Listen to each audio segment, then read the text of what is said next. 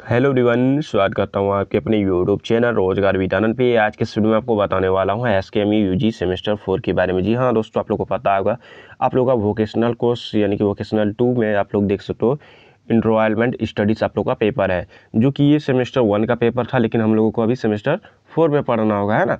तो इसके लिए मैं जो है टॉप 50 मोस्ट इंपॉर्टेंट क्वेश्चन लेकर के आया हूँ, जो कि एमसीक्यू लेकर के आया हूँ, वो भी आंसर सहित आप लोग को मैं इस वीडियो में देने वाला हूँ। एक यूनिट 1 से लेकर के फाइनल तक की तैयारी आपको इस वीडियो में कराया जाएगा, ठीक है।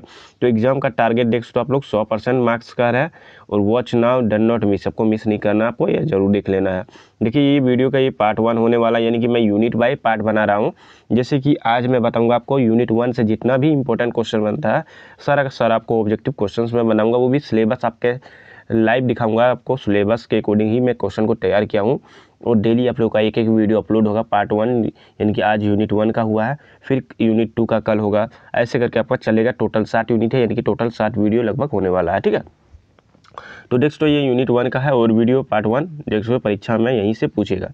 मैं आपको बता दूं, आप लोग को एग्जाम जो है एमसीक्यू होने वाला है इस बार, है ना। यूजी सेमेस्टर 4 का एग्जाम क्या होगा, तो ऑब्जेक्टिव मोड में होने वाला है। देखिए यहाँ पे क्लियर एक पेपर कटिंग आप लोग देखे होंगे, तो यहाँ पे क्लियर लिखा दिया गया है। देखिए अब यूजी की कॉमन कोर्स की परीक्षाएं होंगी ऑब्जेक्टिव, यहाँ पे क्लियर कर दिया गया कि यूजी का जो कॉमन कोर्स की परीक्षाएं वो क्या होगी, ऑब्जेक्टिव होगी। यहाँ पे देखिए एनईपी टास्क यहाँ पे क्लियर लिखा गया है, यानी कि आप लोग इस पेपर को पहले भी देख चुके होंगे। तो मैं आपको बता दूँ आप लोग का, जी हाँ हो चुका है ऑब्जेक्टिव क्वेश्चन, यानी कि सबका नहीं हुआ है, सिर्फ कॉमन कोर्स की। जैसे कि ये हम लोग का कॉमन कोर्स में ही आता है। वोकेशनल कोर्स जो है हम लोग का सेमेस्टर 4 का, ये VAC 2 है ना, वैल्यू एडेड कोर्स। तो ये हम लोगों को एक्चुअली ये सेमेस्टर 1 में हम लोगों को पढ़ना था, है ना। कब पढ़ना था, सेमेस्टर 1 में, लेकिन यूनिवर्सिटी के कुछ कारणों से हम लोगों को सेमेस्टर 1 में सेमेस्टर 4 का सिलेबस को पढ़ा दिया गया है, जिस कारण से सेमेस्टर 4 में भी है, लेकिन सेमेस्टर 1 का ये पेपर है, हमको पढ़ना ही होगा। तो चलिए इसका मैं आपको सिलेबस दिखा देता हूँ सबसे पहले। तो ये देख सकते हो आप लोग का सिलेबस है, जो कि यूनिट बाय बांटा गया। आप चाहे तो इसका स्क्रीनशॉट ले सकते हैं। तो यहाँ पे देखिए यूनिट बाय इसमें तैयार किया गया, ये आपका सिलेबस है, ठीक है। तो इसी सिलेबस के अकॉर्डिंग मैं क्वेश्चन को क्या किया हूँ, तैयार किया हूँ, है ना। चलिए तो मैं आपको डायरेक्ट क्वेश्चन आंसर कराता हूँ, फालतू बिना कमेंट वाली बकवास के, ठीक है। तो चलिए मैं शुरू करता हूँ। तो वीडियो को शुरू करने से पहले आप लोगों से एक छोटी सी रिक्वेस्ट है कि आप लोग हमारे इस यूट्यूब चैनल पर नए हैं तो चैनल को जो सब्सक्राइब कर लीजिए और बेल को दबा लीजिए, और वीडियो को लाइक कर लीजिए। और अगर ये हिप्पी का एक ऑप्शन आता है, अगर आप हिप्पी का ऑप्शन आता है तो आप हिप्पी भी कर सकते हो, वो लाइक जैसा होता है, ठीक है। तो चलिए मैं स्टार्ट करता हूँ क्वेश्चन को। तो ये देख तो फाइनली गाइस जो है आपके सामने जो है आ चुका है, ठीक है। तो मैं पहले ही बता देता हूँ, ये देखिए यहाँ पे क्लियर लिखा कि एसकेएमयू यूनिवर्सिटी दुमका के यूजी सेमेस्टर 1 इसलिए लिखाया हूँ क्योंकि ये यूजी सेमेस्टर 1 का ही सिलेबस है, लेकिन हम लोगों को सेमेस्टर 4 में पढ़ना है, ठीक है। एनरोलमेंट स्टडीज़ वोकेशनल 1 यानी कि पेपर का नाम रखा गया, जो कि एमसीक्यू प्रश्न देख तो विकल्पों सहित उत्तर के साथ यूनिट 1 से कम 50 क्वेश्चन जो पूछे जा सकते हैं एग्जाम में। नेक्स्ट यूनिट 1 का मैं 50 क्वेश्चन को तैयार किया हूँ, जो कि आपका सिलेबस से ही है। मैं आपको बता दूँ जितना भी मैं क्वेश्चंस देने वाला हूँ, इससे बाहर का एक भी क्वेश्चन नहीं आएगा, मैं पहले ही बोल देता हूँ, ठीक है। क्योंकि मैं टोटल इस सिलेबस के अकॉर्डिंग मैं टोटल 350 क्वेश्चन को तैयार किया हूँ। कितना, 350, 350, और जिसमें से इससे बाहर का आएगा ही नहीं। आपको गैस पेपर भी नहीं मिलेगा मार्केट में जिस तरह मैं दे रहा हूँ, और ये आपका सिलेबस के अकॉर्डिंग है और रियल है, ठीक है। आपका एग्जाम में आएगा ही, ठीक है। तो चलिए मैं एक एक करके जो है आप लोगों को यूनिट 1 आज मैं तैयार किया हूँ, जो कि आप लोग देख सकते हो, इंट्रोडक्शन टू एनरोलमेंट स्टडीज़, जो कि आप देखोगे वहाँ लिखा हुआ है ना। तो देखिए एमसीक्यूज देख सकते हो यहाँ पे, मल्टी चॉइस क्वेश्चंस यूनिट 1। तो चलिए यूनिट 1 से मैं स्टार्ट करता हूँ, ठीक है।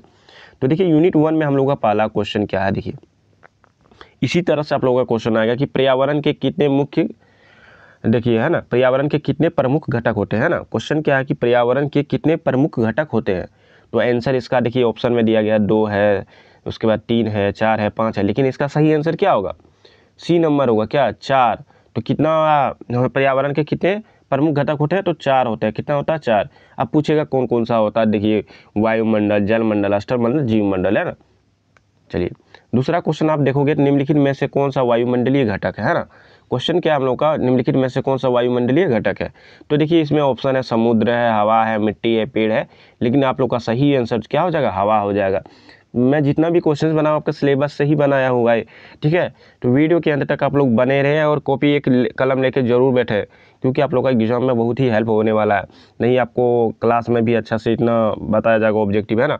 इसलिए जो मैं बता रहा हूँ आप इसको ध्यान से कॉपी कलम लेके अपना जो है तैयारी में मन लगा के बैठ जाइए। अगला महीने से आप लोग का एग्जाम होने वाला है, ठीक है।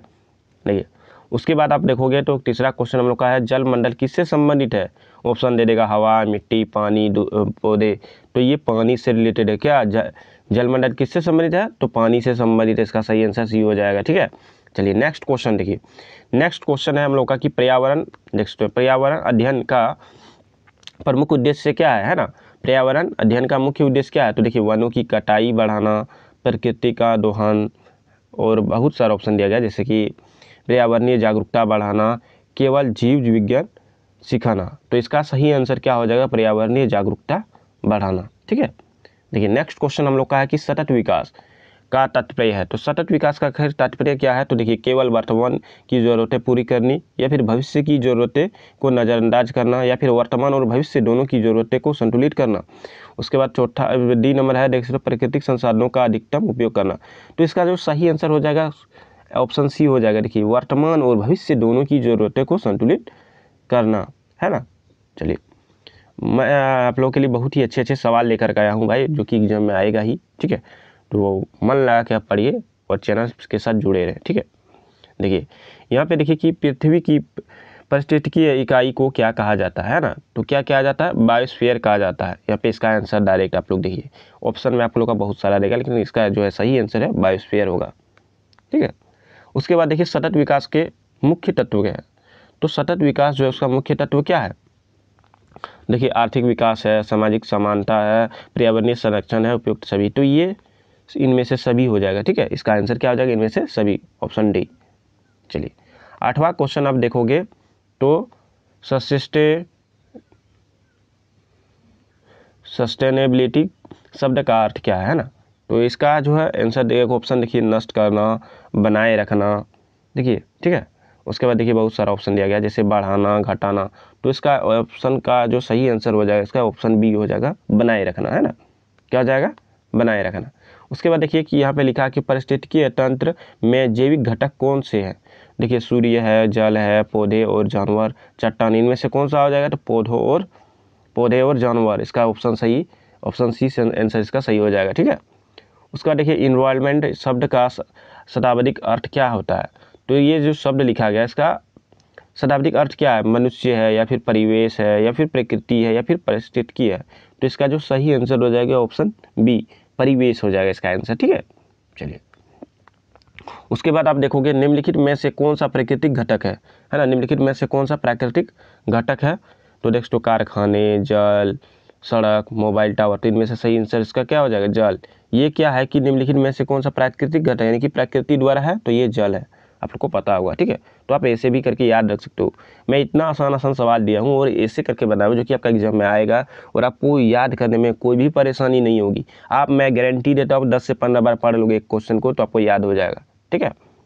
देखिए उसके बाद है कि वातावरण में कार्बन डाइऑक्साइड का मुख्य स्रोत क्या है।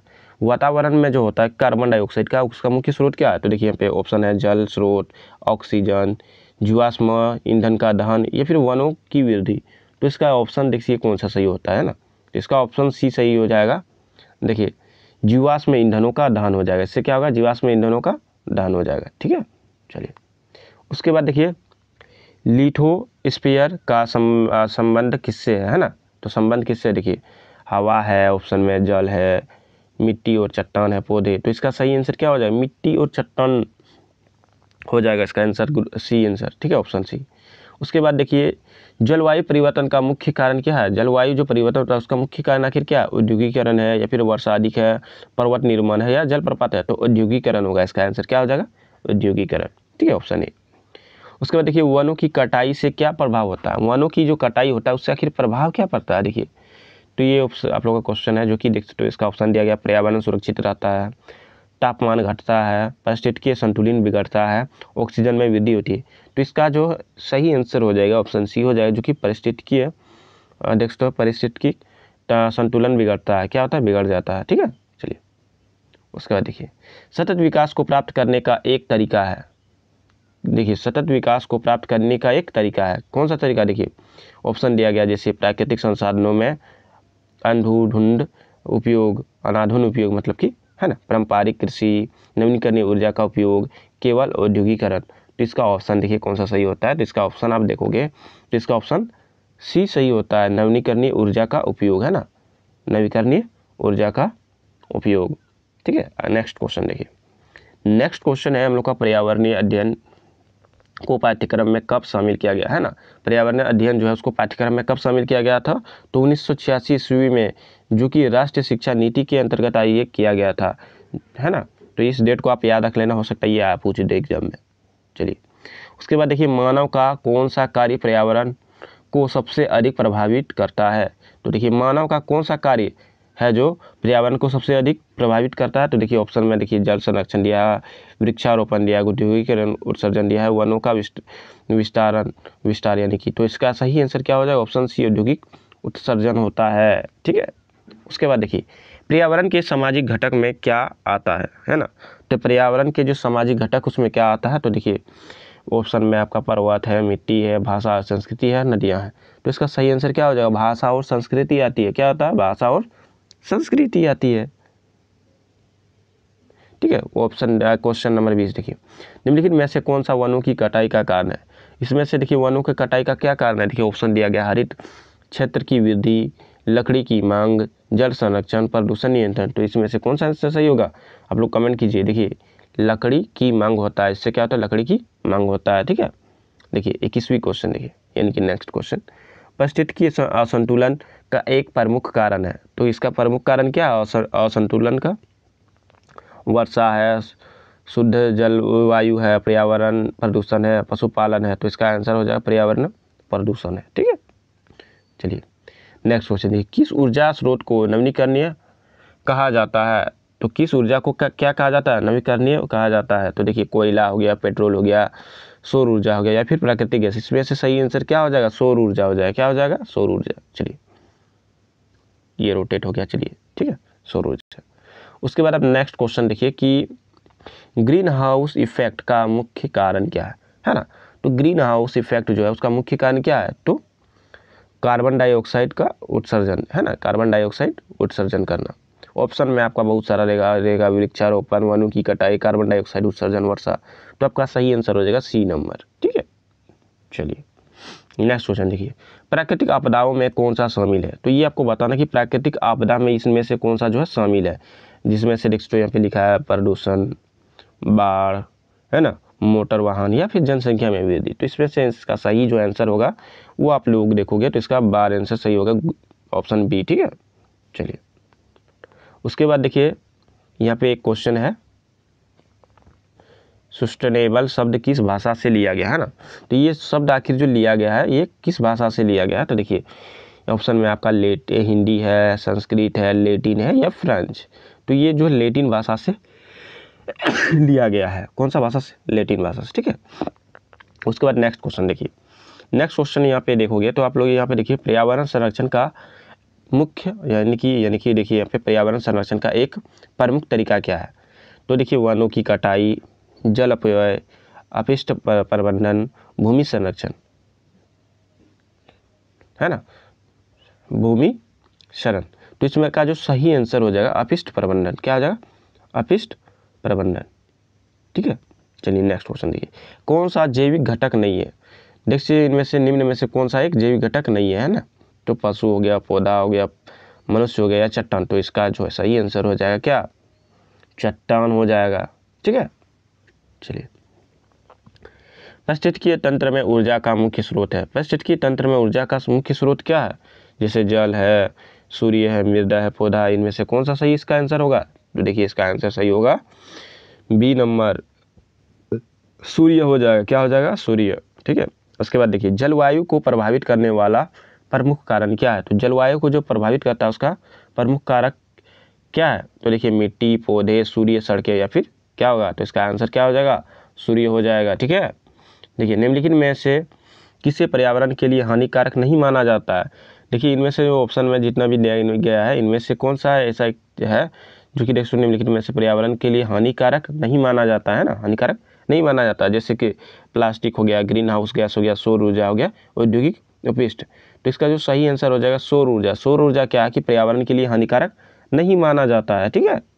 चलिए उसके बाद देखिए 31 नंबर क्वेश्चन, निम्नलिखित में से कौन सा पर्यावरणीय चेतना बढ़ाने में मदद करता है ना। पर्यावरणीय चेतना को बढ़ाने में कौन मदद करता है, देखिए वृक्षारोपण या फिर शिकार या फिर वन की कटाई या फिर प्रदूषण। तो क्या हो जाएगा, वृक्षारोपण हो जाएगा इसका सही आंसर, ठीक है।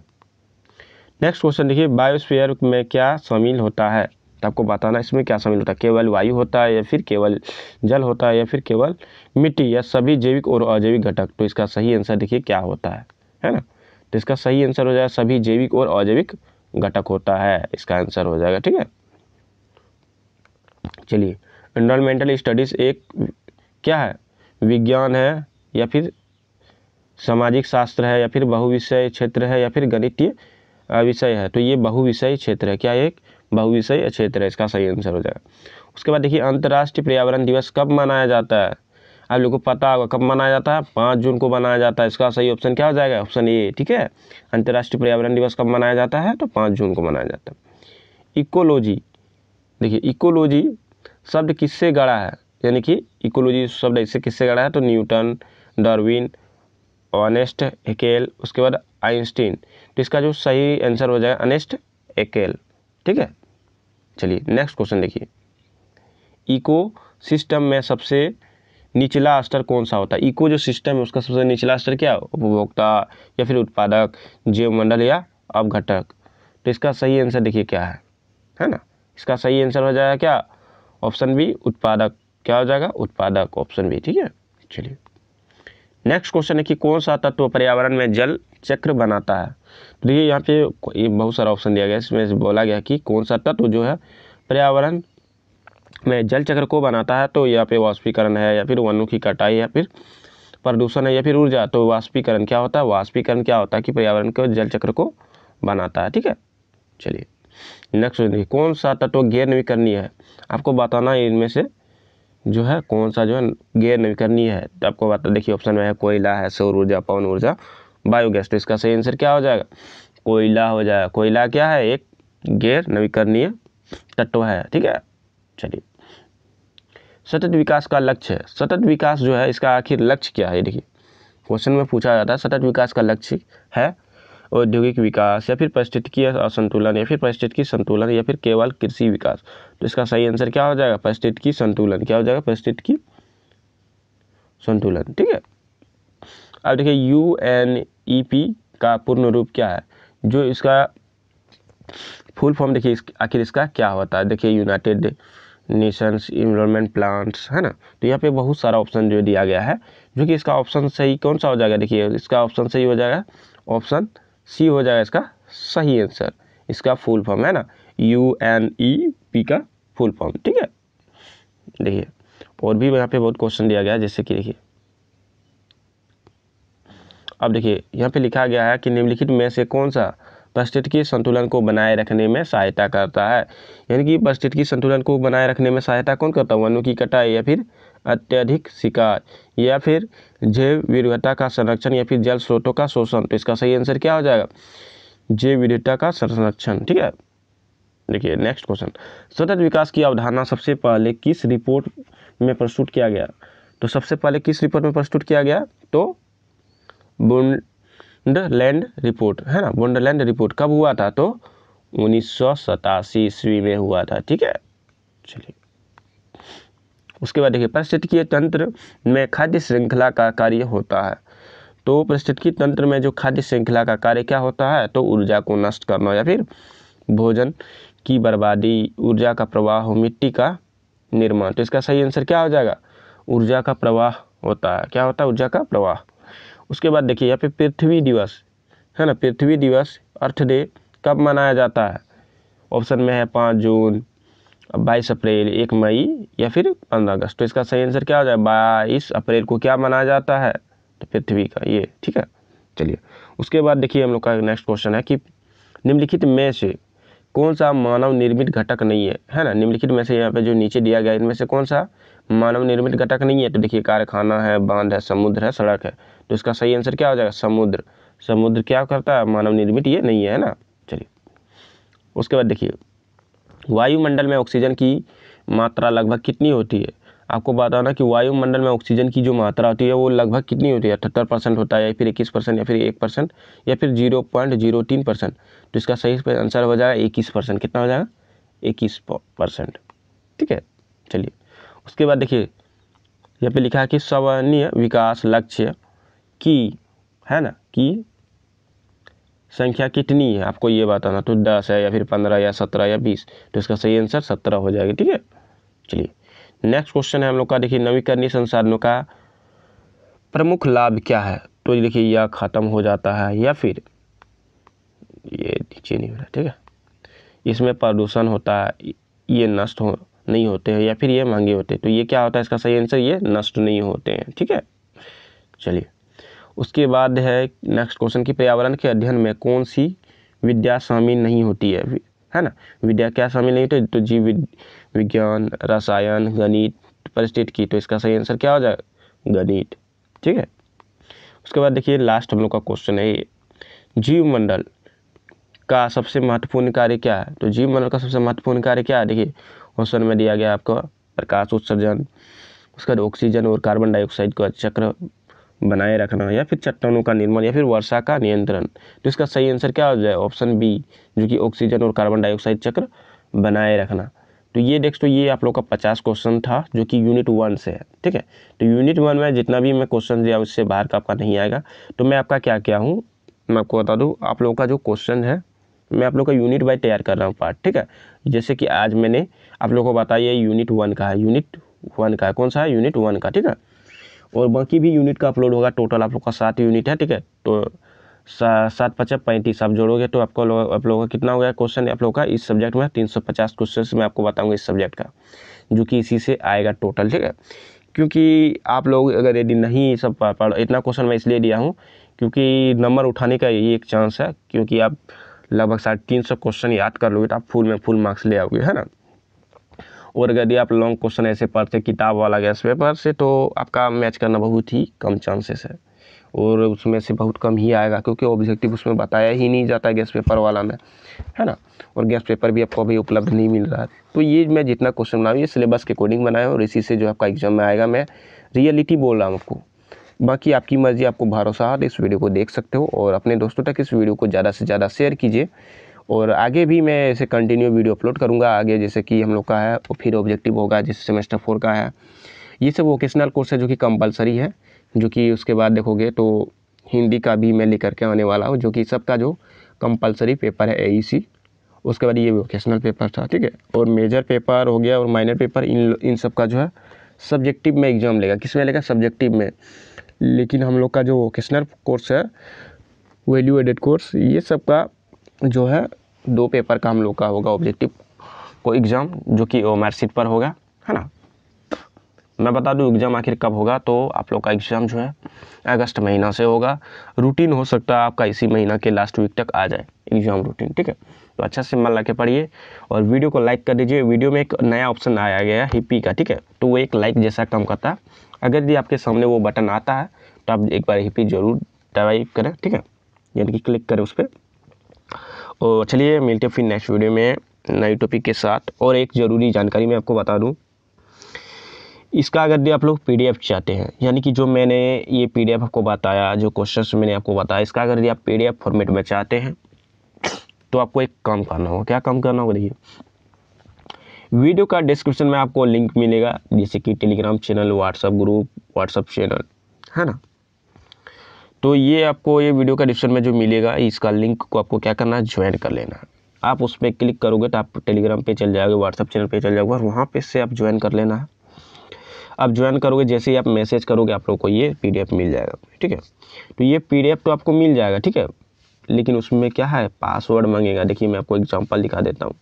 जैसे कि मैं उसको ओपन करता हूँ तो इसमें पासवर्ड मांगेगा। क्या मांगेगा, पासवर्ड मांगेगा। देखिए तो इसमें आखिर आप पासवर्ड है क्या, सबसे बड़ी बात। तो मैं आपको पासवर्ड भी बता देता हूँ। तो इसका पासवर्ड है SKMU, जो कि सब बड़ा ABCD में होना चाहिए, SKMU। आप लिख करके ओके ओपन कर दोगे तो ये ओपन हो जाएगा। देखिए आपके सामने मैं लिखा हूँ तो ये PDF जो है ओपन हो चुका है ना। तो ये अगर यदि आपको PDF चाहिए तो वीडियो का डिस्क्रिप्शन में लिंक मिल जाएगा, उसको ज्वाइन कीजिए, आप लोग को फ्री ऑफ कॉस्ट मिलने वाला है और आप इससे तैयारी करोगे तो आपका एग्जाम में बहुत ही हेल्प होगा।